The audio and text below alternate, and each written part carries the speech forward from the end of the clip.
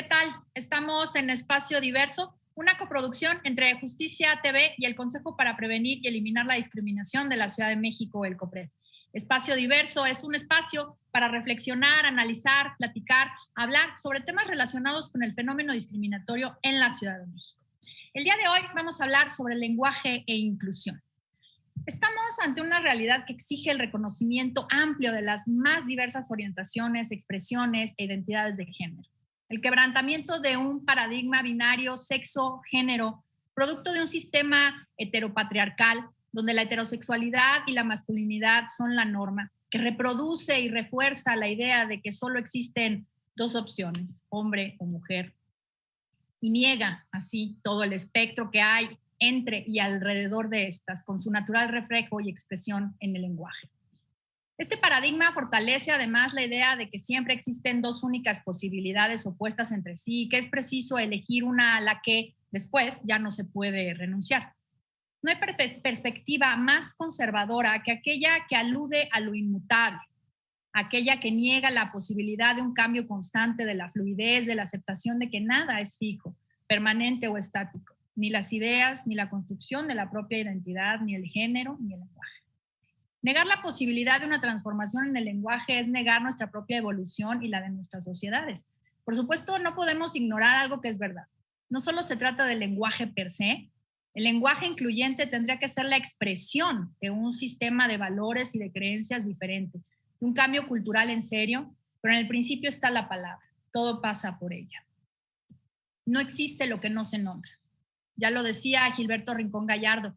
La discriminación inicia con las palabras y culmina con la negación de derechos y oportunidades.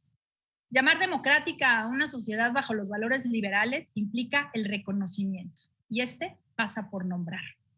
Borrar grupos o personas de nuestros discursos, silenciarles o llamarles de formas despectivas son maneras de reforzar la marginación, exclusión o discriminación que en muchos casos han enfrentado históricamente, y las palabras son parte de esa historia.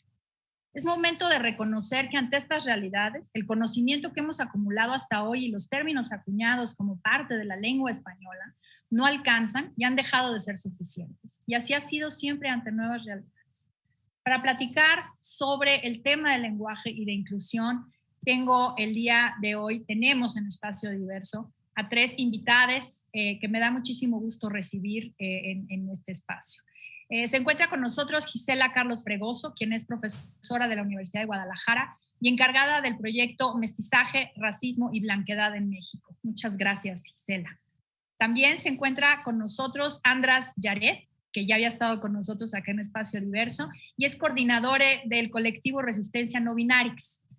Muchas gracias por acompañarnos de nuevo, András.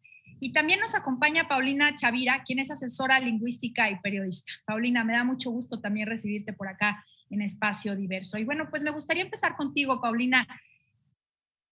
Hemos visto esta lucha por la corrección del lenguaje, hemos visto esta lucha de repente, es que la RAE no lo reconoce, es que, ¿cómo ves tú esta evolución del lenguaje?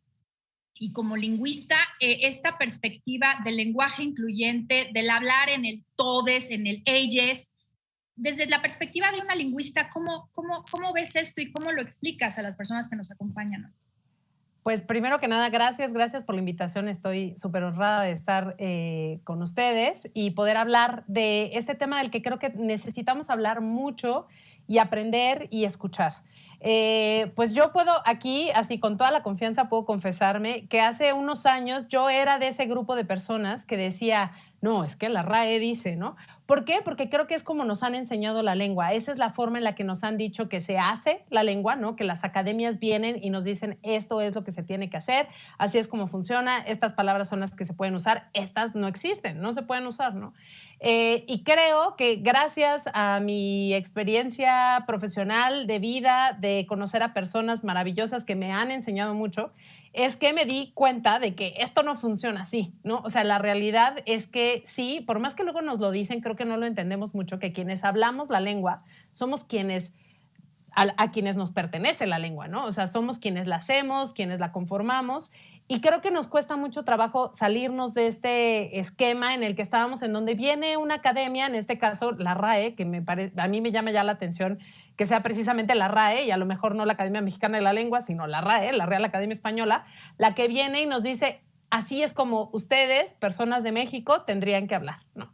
Cuando además las personas que hablamos español en México somos el número más grande de hispanohablantes en el mundo, ¿no? Entonces me parece como una cuestión muy extraña.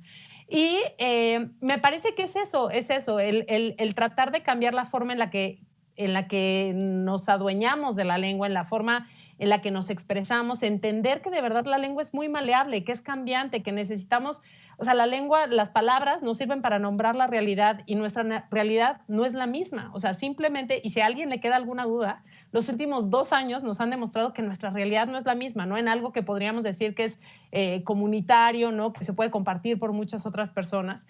Pero el simple hecho de que haya una persona o una colectiva o un grupo en donde empiecen a cambiar las realidades y estas necesiten ser nombradas, pues necesitamos esas palabras para nombrarlas, ¿no? Y hay ciertos lineamientos, podríamos decir, ¿no? Que para eso existe la ortografía, para eso existe la gramática, o sea, que no son, para quien tenga duda, reglas escritas en piedra que no cambian y que nunca se han modificado porque se han modificado.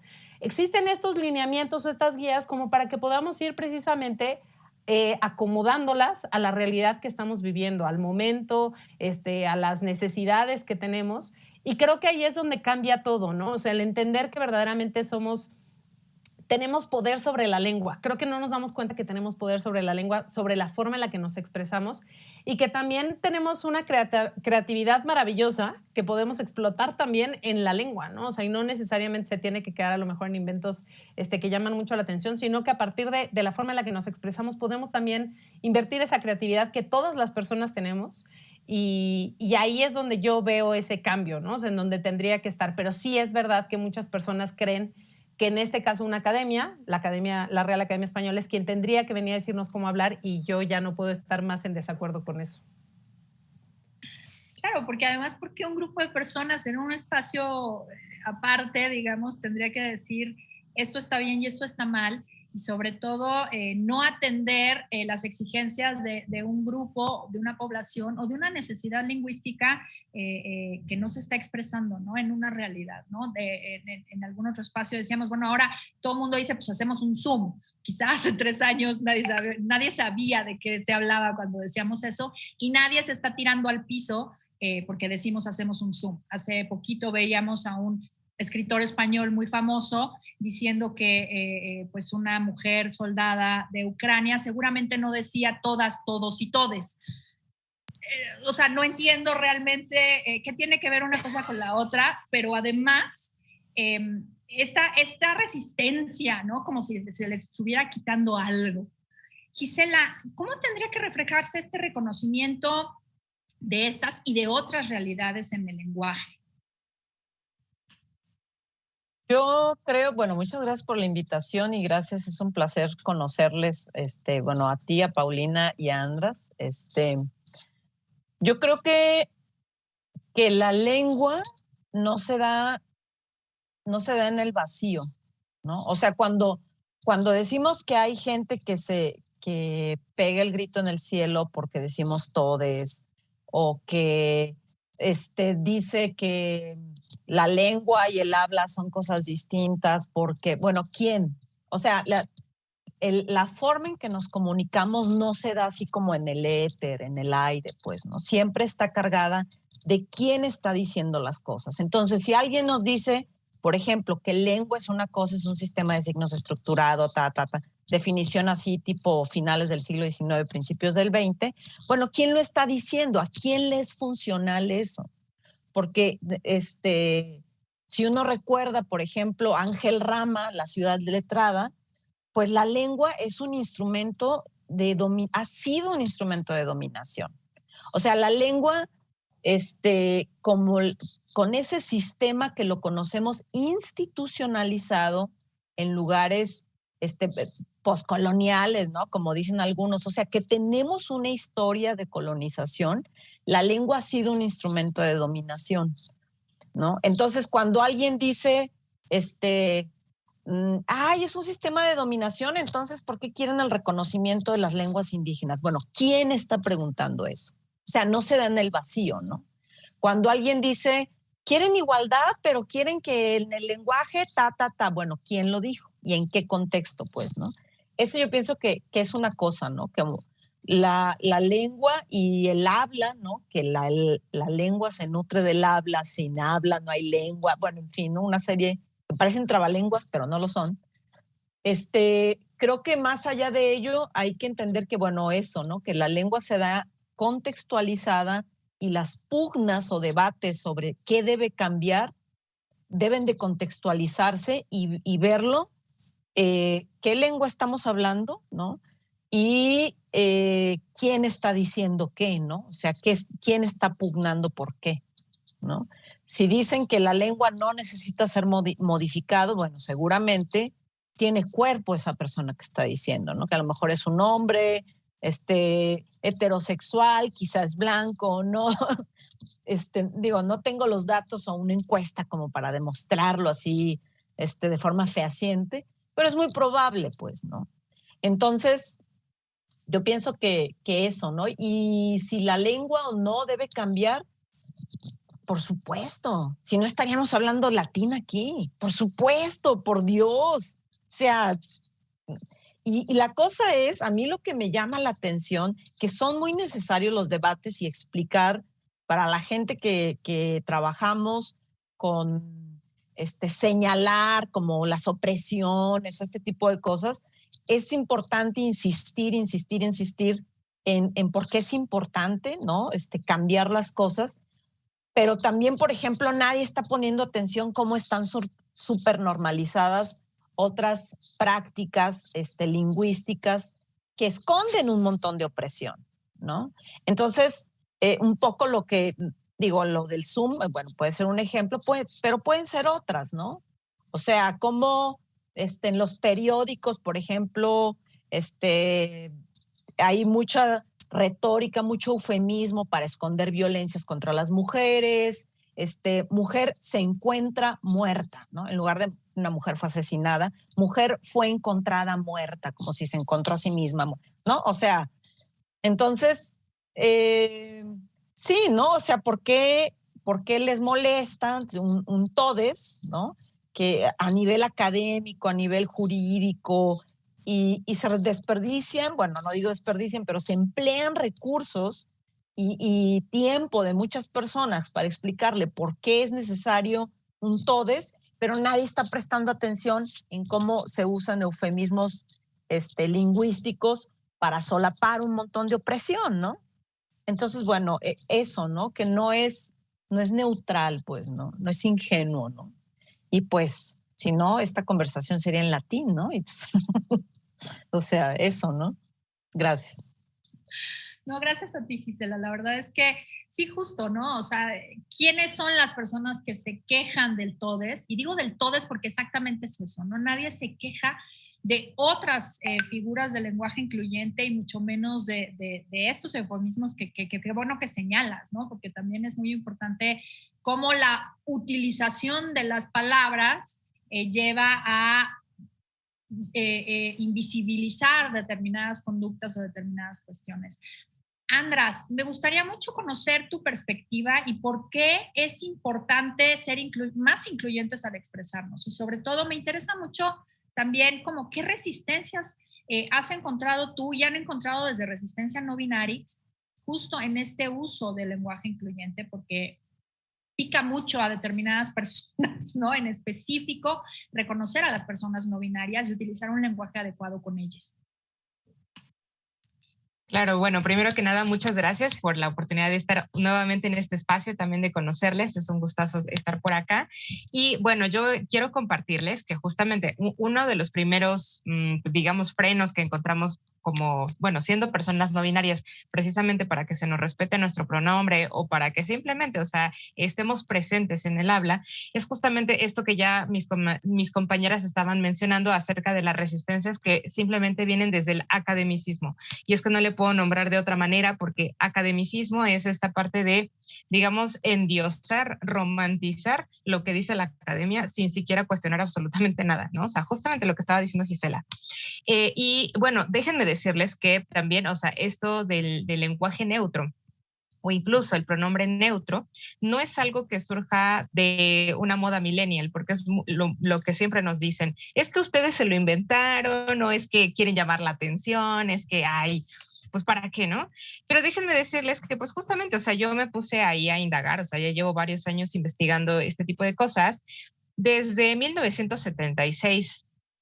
Aquí, digamos, en Latinoamérica, ya se estaba utilizando el pronombre neutro. ¿Quién lo empezó a utilizar? Bueno, lo empezó a utilizar Álvaro García Meseguer, que era miembro de la Junta Directiva de la Asociación para la Expansión Cultural, y él escribió un maravilloso artículo que cuando yo lo leí, o sea, se me puso la piel chinita y me emocioné muchísimo, porque se llama Sexismo y Lenguaje. Y, o sea, les estoy diciendo que es del 76, no es del 2000, no es del 2021, no, es del 76. O sea, esto quiere decir que ya tiene también bastante historia. Y además, o sea, si lo queremos ver así, bueno, o sea, quizás anteriormente no se nombraba tal cual, pero las personas no binarias existen desde hace milenios atrás. No somos un invento que salió nada más porque queríamos llamar la atención, sino que, o sea, también aquí en México tenemos culturas incluso que bien pueden nombrarse como no binarias. Obviamente, claro, son culturas ancestrales que pues no tienen ese nombre, pero si hacemos justamente este estudio como muy, pues digamos, de fondo, son personas no binarias porque no se asumen dentro de esta binariedad colonialista que pues precisamente vino a atacar nuestro país, por así decirlo, y varios. Entonces, digo, un ejemplo acá tenemos a nuestras compañeras mushes, que no son mujeres trans, pero tampoco son mujeres, pero tampoco son hombres. Entonces, ya ahí ya tenemos un ejemplo de que esto viene desde la ancestralidad. Entonces, no podemos estar diciendo que esto es algo que salió nada más porque se nos antojó. No. Y tampoco esta parte del pronombre neutro, porque les acabo de decir que ya tiene décadas que se lleva utilizando. Digo, en el 2000, me parece, 2014, creo que se empezó como a rescatar y esto fue por, me parece que un programa televisivo, sinceramente no recuerdo en qué país de Latinoamérica se empezó a producir este programa, pero la conductora empezó a utilizar el pronombre neutro. Y pues para todo el mundo se le hizo así, ¿de qué está hablando? O sea, no le entiendo nada. Pero pues justamente ella hace este hincapié de que es muy importante, digamos, visibilizar a través del lenguaje a otro tipo de personas. ¿Por qué? Muchas personas, y justamente la RAE, el academicismo dirá que esto es, bueno, que ya el masculino ya incluye a todos, ¿no? O sea, básicamente. Pero es que en realidad cuando nosotros nombramos justamente con la O, muchas personas no se sienten representadas y nombradas ahí. Además, también es una falta de respeto, al menos para mí, que no se mencione justamente a todas las personas que pueden estar inmersas justamente en un trabajo importante o qué sé yo. Y bueno, es que sí, la lengua precisamente puede servir para invisibilizar, para oprimir, para hacer menos o para visibilizar, para respetar. Entonces, el hecho de que simplemente utilizando una E, pues digamos ciertas cosas, ya ahí ya estamos poniendo en pie que existe una gran diversidad de personas y que son igualmente válidas, porque cuando no se nos nombra, además de que justamente está esto de que lo que no se nombra no existe, es un mensaje claro para nosotros de decir es que tú no me importas, tú no eres válida. Entonces, pues aquí también, pues no sé si recordarán a Judith Butler, que pues habla justamente de los cuerpos que importan y los cuerpos que no. Entonces, básicamente es como que nos volvemos desechables a la vista de otras personas. Cuando alguien dice es que tú no puedes pues, expresarte así, básicamente le están diciendo, bueno, es que más bien lo que tú estás diciendo no tiene por qué salir a la luz, no se tienen por qué enterar, entonces no tendríamos por qué tener vergüenza de estar presentes, somos personas. Entonces, claro, o sea, justamente por el hecho de ser personas y por estar aquí, tenemos el derecho de existir, ¿no? Y tenemos el derecho a la identidad, de ser nombradas, de estar. Entonces, pues básicamente, pues es eso, ¿no? O sea, que bueno, consideremos que esto no es un juego, no es una moda, no es algo millennial, o sea, sino que es algo que ya viene desde la ancestralidad y que es necesario también rescatar y nombrar, porque tenemos ese derecho de ser nombrados, todos. Eso, sobre todo yo creo que lo importante es una cuestión de respeto, ¿no? O sea, si una persona te está pidiendo ser nombrada con pronombres neutros, pues yo creo que podemos hacer el esfuerzo de respetarle en esto que se está externando, que se está solicitando, porque de otra manera negamos su identidad, negamos su solicitud, negamos su dignidad. Vamos a hacer un corte y vamos a seguir hablando sobre el lenguaje de inclusión. No le cambien porque esto se va a poner muy bueno. Pues estamos de vuelta aquí en Espacio Diverso y estamos hablando sobre lenguaje e inclusión. Y pues justo estábamos hablando sobre el respeto, sobre el reconocimiento. Y me gustaría regresar contigo, András, porque me parece muy importante hablar de qué forma, la manera en la que usamos el lenguaje y nombramos a las personas refuerza este rechazo, exclusión, discriminación.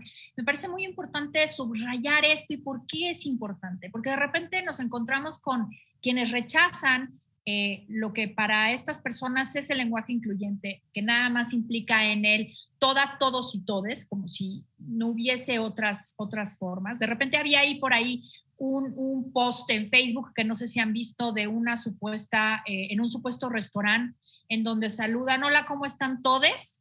Y entonces piden una carta, el menú, en braille, y entonces contestan que no lo tienen.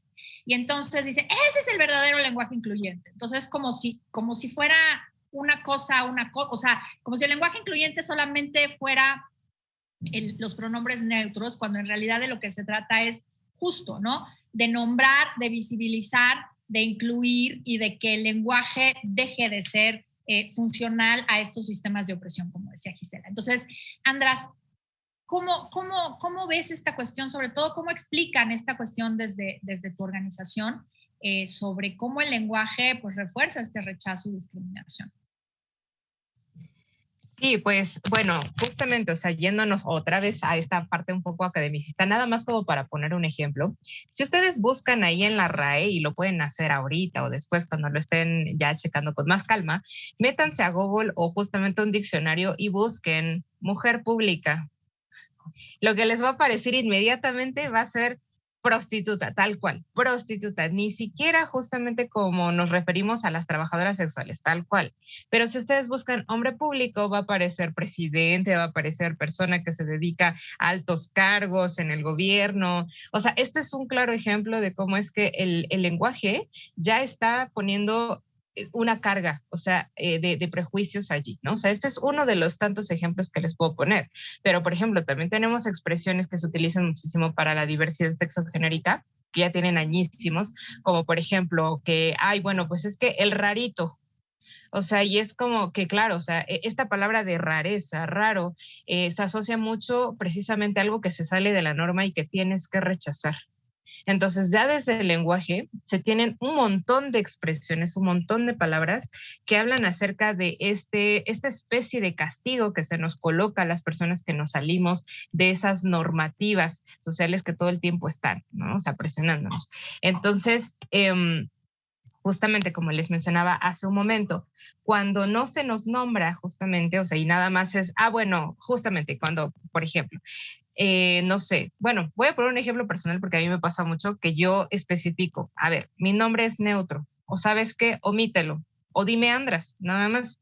Pero las personas a fuerzas como queriendo imponer, es que como tú naciste, o al menos pienso que naciste con cierta corporalidad, no me importa lo que me hayas dicho, te voy a seguir diciendo ella. Entonces, ahí está. O sea, el seguir como machacando algo que ni siquiera me va, y aunque yo les vuelva a decir, oye, ese no es mi pronombre, no les importa, y es como querer castigarme de alguna manera, o sea, obviamente no es consciente, castigarme de alguna forma como para decirme, no te puedes salir del huacal y solamente existe esto.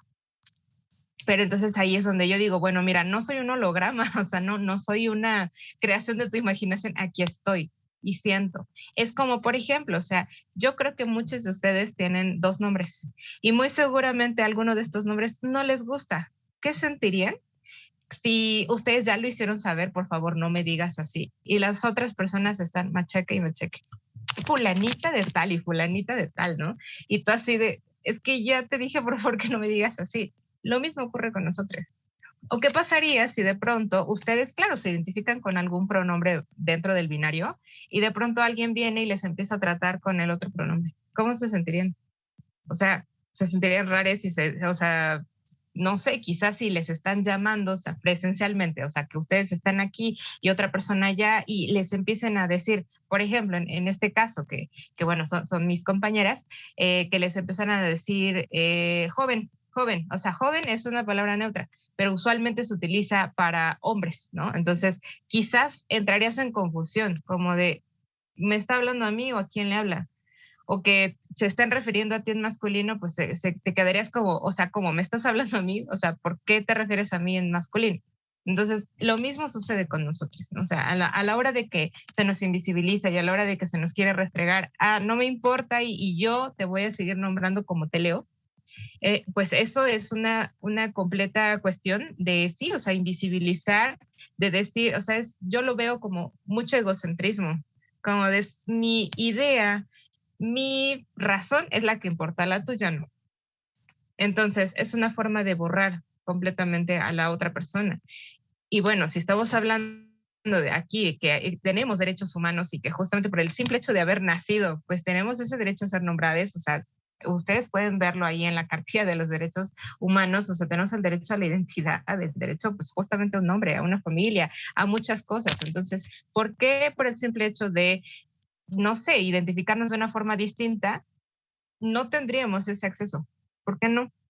¿Por qué no si seguimos siendo personas? Entonces, aquí sí, desde el lenguaje se nos puede invisibilizar, se nos puede pulverizar básicamente o se nos puede negar. Entonces, creo que sí es muy importante que practiquemos. Quizás a muchas personas no les gusta, les cuesta mucho trabajo entender este tipo de cuestiones, pero bueno, así como justamente lo que estábamos nombrando, o sea, quizás antes no existía la palabra Zoom, tampoco existía la palabra emoji, no existía la palabra internet, o sea, no existen muchas palabras y las fueron practicando y ahora son palabras súper usadas. Y por ejemplo, digo, nada más les dejo ahí ya como para cerrar, que la RAE dijo, o sea, esto lo dijo me parece que hace un año y medio, dijo, bueno, si vemos que justamente este pronombre neutro y esta forma de expresarse empieza a ser utilizada por más personas, vamos a incluir el pronombre neutro en el diccionario porque no queda de otra. No sé si lo sabían, pero la RAE también igual hace como, bueno, antes de la pandemia, agregó en su observatorio solamente por unos días el pronombre neutro. Pero hubo tanto revuelo y tanto escándalo precisamente por la gente academicista que lo quitaron. Pero hay capturas de pantalla. Búsquenlo ahí, o sea, justo observatorio de la RAE EYE, y ahí les va a aparecer. Y esto es por algo, o sea, porque sí se nombra, porque hay muchísimas personas que lo estamos nombrando. Hay muchas escuelas ya en América Latina que ya permiten que sus alumnos ocupen este lenguaje que, bueno, al menos nosotros le decimos lenguaje representativo, en su tesis y en todas partes. Entonces, ¿por qué no? Claro, por supuesto, pues es como ya veníamos diciendo, ¿no? El reconocimiento y el reconocimiento de la identidad, en este caso sexogenérica, de las identidades diversas, de la identidad de género, pero también ya Gisela nos hablaba sobre cómo el lenguaje funciona también como un sistema de opresión para otras poblaciones, en específico para las personas racializadas. Entonces, Gisela, me gustaría ir contigo para que nos expliques un poco a qué nos referimos cuando hablamos de esta lingüística racista. Sí, eh, gracias. Creo que, o sea, ahorita escuchando a Andras, creo que, bueno, hay un paralelismo, ¿no? O sea, las concepciones raciales o las ideas raciales y racistas que tenemos la gente se basan en, bueno, pueden ser por muchas cosas, pero mayormente por lo que conocemos como un proceso de racialización, ¿no? Y el proceso de racialización es el proceso a través del cual biologizamos y a partir de ahí dictamos que tal persona tiene que ser, o sea, no si quiere, tiene que ser de tal o cual manera, o esperamos que sea de tal o cual manera, ¿no? Y con biologizar quiero decir, digo, no sé cuál es el público que esté viendo esto, pero pensemos jóvenes de prepa, no sé, que es como creer que como nacimos, ¿no? Como si tuviéramos un chip que no nos podemos quitar, ¿no? Entonces, el proceso de género tiene, son primos, las concepciones raciales y las concepciones de género son como paralelos, ¿no? Como primos hermanos. Y creemos que la biología determina muchas cosas o debiera de determinar muchas cosas, ¿no? Entonces, siempre ha sido en sociedades occidentaloides o que hemos tenido por procesos coloniales o que hemos tenido una influencia occidental, existe esto, ¿no? Que creemos que la biología nos dice qué se espera de nosotros, ¿no? Y esto tiene se refleja, digamos, como en el lenguaje, ¿no? Cuando alguien te dice, por ejemplo, bueno, Judith Butler lo explica mejor así que yo, y lo pueden buscar, lo pueden googlear, es gratis su libro, está en internet, pero decir que alguien nació hombre o nació mujer es generar un montón de expectativas, ¿no? Por una cuestión corporal se esperan muchas cosas, ¿no? Hay una serie, Akil Membe, le llama body scripts, como guiones corporales, ¿no?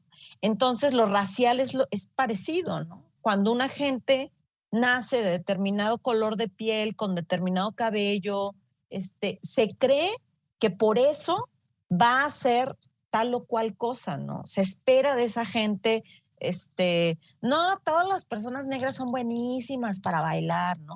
Porque hay un proceso de biologización, ¿no? Es decir, de racialización. Y lo mismo ocurre con la gente blanca, ¿no? O sea, nace gente blanca y se cree que va a tener cualidades innatas, ¿no? O si la gente que nace con pene, se cree que también, o se espera de esa persona que tenga ciertas cualidades. Entonces, romper este proceso de biologización no solo se da en el ámbito, digamos, de las ideas, ¿no? Ideológico, de desconfigurar, hay gente que le llama desprogramar, hay gente que llama deconstruir, cambiar. No solamente es en el plano ideológico, sino también la lengua, creo que en ese sentido debe de verse, o sea, más como que algo de todos, porque eso no es cierto. Bueno, yo creo que eso no es cierto. La gente del municipio de Tonalá te va a decir, o sea, hablamos y nos dicen que hablamos mal, entonces la lengua no es nuestra, ¿no? Sino más bien yo veo la lengua ahí como un campo de disputa, ¿no? Donde hay que disputar estos procesos de biologización que también se reflejan en nivel lingüístico y pensando que cuando hablamos es una práctica, ¿no? Que también no queda nada más en cuando pronunciamos, ¿no? O sea, como la gente dice, ay, es que son nada más palabras, quiero hechos. El hablar es un acto, es una práctica, ¿no? Entonces, eso es un hecho, ¿no? Entonces, estas disputas de género y raciales también se dan en la lengua. Eso, todo este choro mareador es para decir eso, que hay paralelismos. Y segundo, que hay una co-constitución o sea, a través de la lengua se dan procesos de racialización y a través de la racialización se dan conformaciones o entendimientos sobre cómo son las lenguas, ¿no? Y tiene que ver con procesos, otra vez la historia de los barquitos, pero tiene que ver con procesos de colonización, ¿no? Cuando una persona negra, por ejemplo, está hablando en un inglés británico o está hablando alemán, generalmente muchas veces hay textos, son gratis, están en internet, los pueden buscar. Hay textos que documentan que dicen, ay, pero ¿por qué hablas también inglés? ¿Por qué hablas también alemán, no? O sea, hay unas ideas, ¿no? Ideologías racistas que concebimos la lengua de determinada forma y que eso debe de hacer encuadrar con determinados cuerpos, ¿no?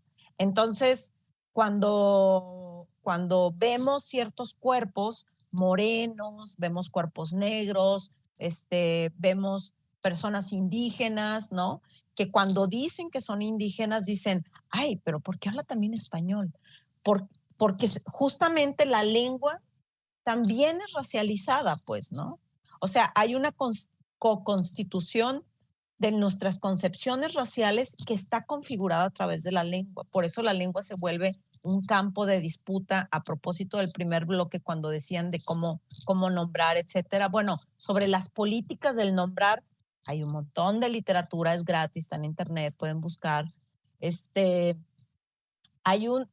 Se vuelve, sí, un campo de pelea, ¿no? Cómo la gente quiere ser nombrada. Y no es nada más, como bien dijo Andras, o sea, no es nada más de que la gente se cae de la cama, se golpea la cabeza y se le ocurre, ¿no? O sea, no, sino que hay toda una carga, una lucha epistémica, ideológica, emocional, histórica, de qué implicaciones tiene una palabra que yo me la apropie o que me la impongan, ¿no? Está el caso muy reciente, es el que menciono porque es muy reciente, de los etnónimos en el proceso de reconocimiento, en el doble reconocimiento estadístico y constitucional de las personas negras, afromexicanas y afrodescendientes, ¿no? Que hubo toda una discusión y todos unos debates sobre por qué nos van a llamar de esta manera si nosotros no nos nombramos así, ¿no? Y dices, ay, bueno, ya, como sea, pero que, o sea, no es como sea, ¿sí? Ay, ya, que sea como sea, pero que ya se reconozca el racismo. No, o sea, las palabras importan, ¿no? No porque, como decía Wittgenstein, que los límites de mi lenguaje son los límites de mi mundo, no por eso, la gente nombra las cosas independientemente afortunadamente, independientemente de lo que pase en la RAE, la gente usa la lengua como le da la gana, lo cual es la realidad y es como debe de ser, creo yo, ¿no? O sea, porque el habla es creativa, está constantemente cambiando, etcétera. Pero, Gisela, perdón, te voy a interrumpir un momentito, ay, sí, discúlpame, perdón. por favor. No, es que nos vamos a tener que ir a un corte en un momentito y Paulina nos va a tener que abandonar. Entonces, quisiera yo nada más pasarle la palabra. Me gustaría que en el próximo bloque retomáramos un poco de lo que nos estás diciendo, porque me parece que es importantísimo entender justamente estos procesos de biologización en los cuerpos y cómo a través del lenguaje se perpetúan estos sistemas de dominación en general, ¿no? Y me parece que entender qué son estos procesos de los que estamos hablando es de lo que hablamos cuando hablamos del lenguaje incluyente. Paulina, antes de que te vayas, quería yo pasar contigo un momentito, porque me interesa mucho mediante qué acciones crees tú que podamos impulsar este cambio cultural. Yo sé que tú eres muy activa en redes, en espacios de radio, de medios de comunicación. ¿Cómo se transmiten estos cambios culturales para que nos acaben de entender de qué se trata este cambio de utilizar un lenguaje incluyente y qué implicaciones tiene? Pues mira, yo creo que una de las cosas que podríamos hacer, y creo que es la principal, es hablar de este tema, sin duda, escuchar diferentes puntos de vista y sobre todo escuchar las voces de quienes están buscando ser nombradas, ¿no? Es que creo que es justamente eso, ¿no? El tener espacios, porque como bien lo decía Andras, ¿no? A mí me llama mucho la atención que hablan mucho de que esto es una moda, ¿no? Y que de repente se les ocurrió a estos jóvenes millennials, ¿no? Decir, ay, no, pues ahora me identifico como no binaria y entonces háganle como ustedes quieran, ¿no? Porque igual mañana, y esto así cito con toda la tristeza de mi corazón, mañana me voy a identificar como unicornio, ¿no? Y entonces ustedes tendrán que llamarme así. O sea, esto de verdad a mí me parece impresionante. Lo único que nos habla, de lo que nos habla es de esta falta de empatía, de ignorancia, de querer escuchar a las demás personas, ¿no? No tenemos esta necesidad de escuchar a otras personas, de escuchar otros puntos de vista y creo que es principalmente lo que necesitamos hacer. Uno. La otra, ver que también esto es... Creo que hay veces que muchas personas les da miedo y eso a mí me ha sorprendido mucho. He hablado con muchas personas a las que dicen, bueno, es que sí, o sea, quisiera usarlo, pero no sé cómo, ¿no? Entonces, bueno, pues primero, de entrada, yo creo que una de las cosas que tendríamos que establecer antes que la lingüística es el respeto. Antes que nada. Entonces, si a mí una persona me está diciendo explícitamente, oye, mi pronombre es ella, ¿no? O me identifico como una persona no binaria, bueno, yo ya por lo menos debería tener en la cabeza que no debo de usar el masculino o el femenino. Como decía Andras, pues puedes usar el nombre de la persona, ¿no? O usar ella, que es precisamente el pronombre que se está utilizando desde hace mucho tiempo, como ya lo decía Andras, desde 1976, Álvaro García Meseguer digamos que lo promovía como una forma neutra, ¿no? Como dejar de utilizar ese masculino genérico que ahora nos quieren vender como masculino inclusivo, y lo pongo así entre super comillas, en donde se supone que estamos incluidas todas las personas. Bueno, pues precisamente empezar a utilizar esa cuando sea... si no lo quieren usar, porque entiendo que hay mucha resistencia, entiendo además que hay muchas personas que creen que esto es una obligación, y a mí eso es una de las cosas que me gustaría que también se entendiera. Esto no es ninguna obligación, es una cuestión de respeto, en buen plan. Y es así tan sencillo como de, oye, yo quiero que me nombres Paulina, como ya decía András, yo me llamo Ana Paulina, no me choque Lana, pero me gusta que me digan Paulina, ¿no? Si alguien me dice Ana Paulina, me saca de onda, la verdad. O me dicen Paula y no me gusta, ¿no? Y entonces normalmente lo que hago es que pido, oigan, por favor, díganme Paulina, porque así es como me llamo, ¿no? La primera vez lo hago muy educadamente, la segunda vez ya no tanto, y la tercera pues mejor ya no respondo, porque creo que eso nos pasa a todas las personas, y es algo tan básico de verdad como la forma en que queremos ser nombradas. Entonces es eso, respetar la forma en la que queremos ser nombradas, entender de dónde viene, porque creo que también, ya lo mencionaba ahora Gisela, o sea, pensamos que la biología ya nos determinó y no hay ninguna manera de salir de esto. Y creo que si hay algo que tenemos que aprender es que todo cambia, todo está cambiando. Incluso la concepción de género no es la misma que la que me enseñaron cuando yo tenía 11 años, no tiene nada que ver con la concepción de género que tiene hoy una persona de 11 años, nada que ver.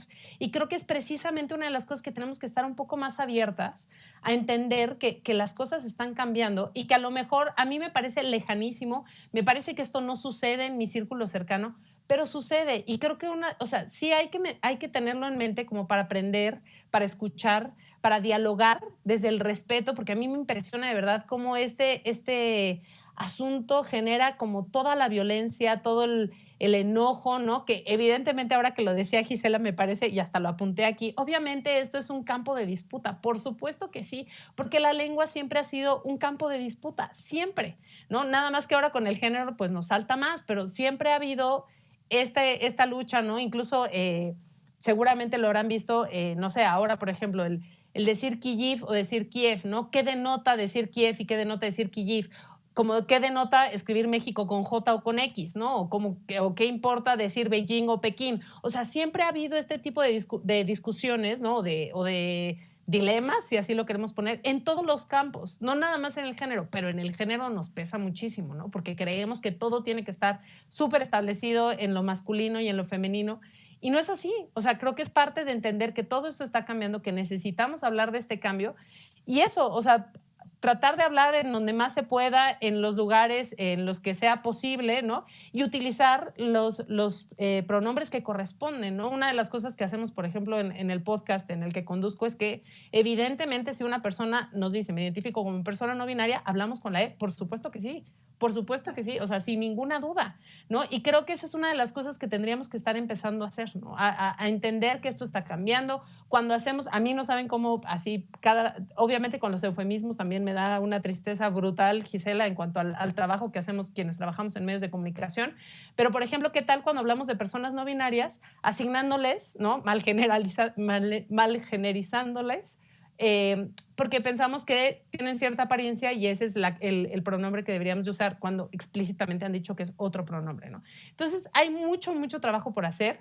Creo que estamos a tiempo, o que a lo mejor hay muchas personas que cada vez estamos más interesadas en hacerlo, y creo que ese es justamente lo que tenemos pendiente en este momento, seguir hablando de esto.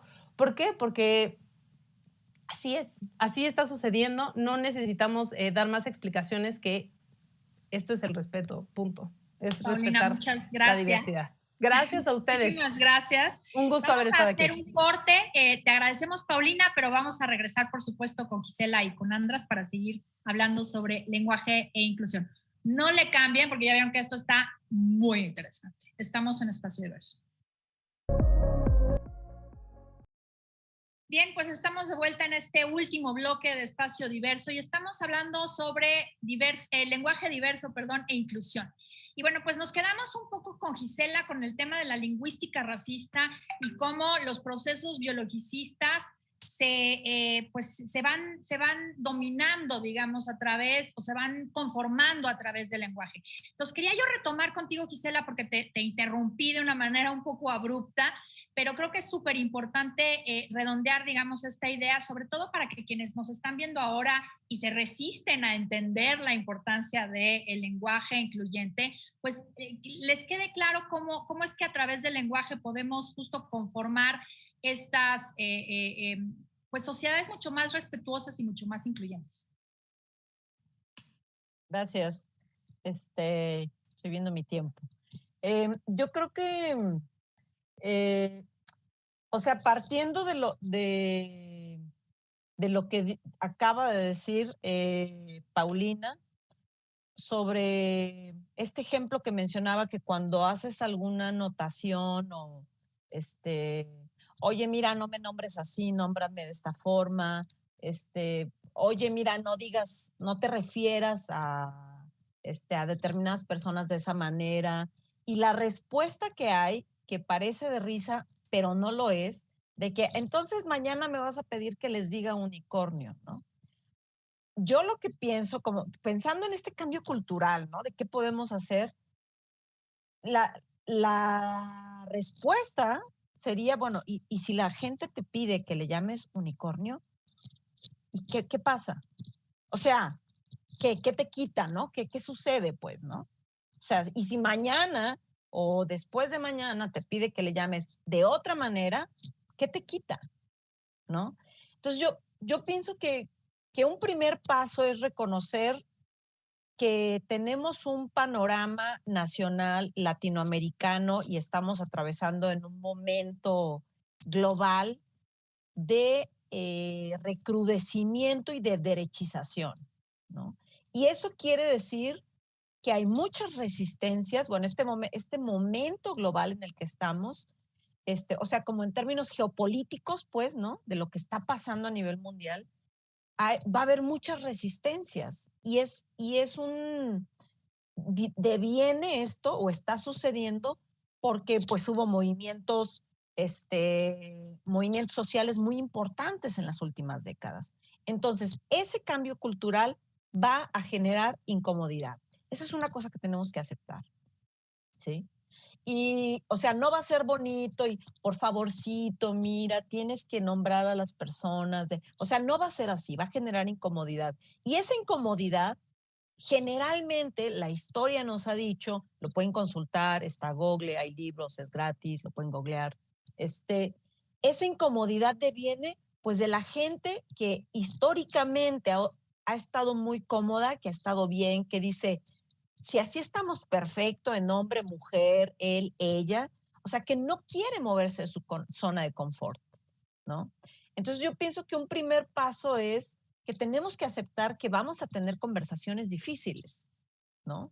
Y si queremos un lugar más inclusivo, espacios más inclusivos o dinámicas, ¿no? Menos opresivas, no hablo ya a nivel institucional, sino en nuestra vida cotidiana, relaciones más amorosas, más querencias que nos hagan sentir bien, hay que tener conversaciones difíciles. Y una de esas es justamente el lenguaje, ¿no? En nuestra cotidianidad. Y hay que tenerlas con nuestra mamá, papá, amigos, con amigas. Yo tengo amigas queridísimas, súper racistas. Hay que tener esas conversaciones, ¿no? Ya, hasta aquí le dejo. No, muchas gracias, Gisela. Yo creo que eso que acabas de decir hasta también lo apunté. No, pero me parece que es muy importante, ¿no? Hay que tener conversaciones difíciles si queremos tener sociedades, comunidades, familias, espacios, digamos, respetuosos, amorosos. Siempre desde Copred siempre decimos, bueno, les invitamos a que sean la amiga, la nieta, la sobrina incómoda, porque justo, o sea, hay que decir las cosas porque de otra manera vienen las navidades, vienen los eventos familiares o las charlas de café con amigos que a lo mejor una no ve hace mucho tiempo. Te encuentras con este lenguaje que pues al final del día te acaba ofendiendo quizá en lo personal, porque te están ofendiendo a ti o te ofende porque es algo en lo que tú ya no crees, digamos, ¿no? Entonces siempre hay que tener estas conversaciones difíciles y me parece que es muy importante para generar espacios respetuosos que yo creo que todas las personas pues apelamos a eso, ¿no? A que todas y todos y todes nos sintamos segures en los espacios en los que estamos. András, me parece muy importante el trabajo que realizan desde Resistencia y sobre todo, pues, ¿cómo ustedes sugieren o cómo ustedes trabajan a favor de este cambio cultural en lo personal, pero también desde su trabajo como organización de la sociedad civil? Sí, claro, pues desde lo individual, o sea, justamente yo rescato muchísimo lo que comenta Gisela, lo que también ahorita tú estás comentando, y precisamente, o sea, hay que tener estas conversaciones muy incómodas, pero para tenerlas hay que tener también ciertas herramientas, como por ejemplo, o sea, creo que esa todo el mundo la tenemos, pero hay que desarrollarla mucho más, la empatía. O sea, es que justamente aquí no se trata bueno, lo voy a pensar a ver si te trato bien. No, o sea, es que aquí es, bueno, a ver, o sea, es que ocupa un poco tu empatía, tu compasión, para que entiendas que es algo muy importante. Entonces hay que ejercitar esa empatía y esa compasión. Ahora, si no se puede, si está muy complicado, o por ejemplo, uno como persona no binaria o persona que se sale de estos estándares sociales, pues por supuesto uno puede tener mucho miedo, puede no tener estas herramientas para poder tener estas conversaciones incómodas que por lo general en el primer espacio en el que se dan es con la familia. Entonces yo invito mucho a que nos acompañemos a través de terapeutas que estemos especializados en eso. Entonces en Resistencia No Binarix damos ese acompañamiento psicoterapéutico a personas no binarias, a sus familias, aliados y a cualquier persona que desee precisamente aprender este tipo de herramientas personales. Pero también justo ya hablando un poquito más en la parte más social, más incluso hasta de servidores públicos, nosotros también en Resistencia damos estas capacitaciones precisamente para sensibilizar y para enseñar también a las personas el trato digno hacia poblaciones que se salen de este binarismo. Entonces, bueno, cada persona es completamente responsable también de su saber. O sea, tampoco es como que, bueno, mira, tú persona no binaria, pues enséñame, yo no sé. O sea, tú eres responsable de enseñarme todo. No, fíjense que no es así. O sea, todo el mundo somos responsables de nuestro propio conocimiento. Entonces, también como decía Gisela, créanme, yo adoro el Internet porque es gratis todo. Encuentran hasta lo que no se imaginan allí. Busquen, o sea, si lo tienen tan cerca, bueno, pues también hay que usarlo, hay que responsabilizarnos de este conocimiento. Entonces, esa parte. Otra cosa que nosotros recomendamos muchísimo en Resistencia es no asuman absolutamente nada. A pesar de que una persona se vea con cierta apariencia o se exprese de cierta forma, eso no quiere decir nada. Entonces, lo ideal es, antes de tú nombrarle de alguna manera, pregúntale. No te quita absolutamente nada preguntarle. Oye, ¿cómo te gustaría que yo me refiera a ti? O cómo te gustaría que pues te nombre. Porque, por ejemplo, incluso hasta todo el mundo puede ser que tengamos algún seudónimo, algún apodo que preferimos encima de nuestro nombre. Conozco muchísimas personas que tienen un apodo y nadie sabe cuál es su nombre, ¿no? O sea, pero porque prefieren ese apodo. Entonces, así como podemos respetar apodos, también podemos respetar pronombres, que eso es lo más importante, nuestro nombre. O sea, entonces, bueno, pues también concientizarnos. Y como bien decía, esto viene desde la empatía. Entonces, básicamente yo haría esas recomendaciones de, bueno, responsabilicémonos de nuestros conocimientos, pidamos ayuda cuando no sepamos cómo, y bueno, pues simplemente es eso, o sea, hablemos con las personas para que nos enseñen. Si estas personas son las expertas, creamos en ellas. ¿En dónde pueden encontrar a Resistencia No Binarix? Claro, nos pueden encontrar en Facebook y en Instagram, así tal cual como Resistencia No Binarix, con X al final, porque precisamente jugamos con esta parte del lenguaje. También tenemos nuestra página oficial que es www.resistencianobinarix.org. Ahí nos pueden encontrar. También tenemos nuestro canal de YouTube, también nos encuentran ahí. Y también muy próximamente vamos a tenerles ahí una sorpresa, pero pues ya les estaremos dando a conocer en nuestras redes. Entonces también hay que estar pendientes. Y nuestro correo electrónico también igual es resistencia.nobinarix@gmail.com. Perfecto, muchísimas gracias porque es muy importante y justo por eso que acabas de comentar, András, que bueno, dan este acompañamiento o asesoría para quien lo requiera y sobre todo, pues sí, o sea, saber cómo hablar, cómo respetar, pues parte de preguntar, ¿no? O sea, yo puedo entender que una persona sienta ansiedad de repente cuando diga, es que yo no sé hablar con un lenguaje incluyente, yo no sé utilizar el pronombre en neutral o en neutro, perdón.